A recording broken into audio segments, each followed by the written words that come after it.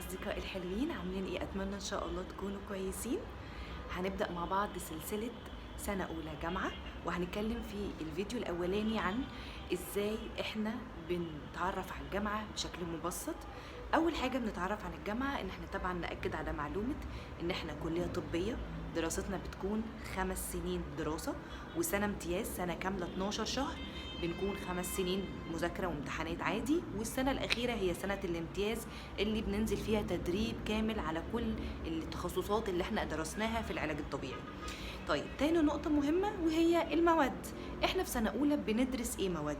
احنا كل الكليات تقريبا بتاعت العلاج الطبيعي في مختلف الجامعات بتكون بتشترك في كام مادة وبتختلف في كام مادة، لكن اللي بنتفق فيه بعض المواد الأساسية الخاصة بالبيزك ساينس في العلوم، في اللي هي العلوم الأساسية في العلاج الطبيعي، وهي مادة التشريح، مادة الأناتومي، مادة علم الأنسجة هيستولوجي، مادة علم وظائف الأعضاء الفسيولوجي، ومادتين كمان اللي هم البايوكيمستري والبايوفيزيكس. احنا عندنا 5 مواد احنا بنتفق عليهم، وبنختلف في بعض المواد على حسب لائحة كل جامعة. شوية مواد بقى ما بتكونش أساسية، زي بتاخد عربي، بتاخد انجليش، بتاخد سيسيولوجي، بتاخد علم نفس، علم اجتماع، كمبيوتر. دي بتكون بتختلف من جامعة خاصة لجامعة أهلية لجامعة حكومية، حتى من جامعة لجامعة.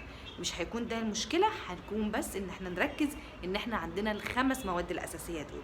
لو محتاجين ناس بتشرح المواد ده بشكل مجاني على اليوتيوب تقدروا تتابعوهم في الدراسة، سيبولي كومنت وهنزله لكم في فيديوهات منفصلة.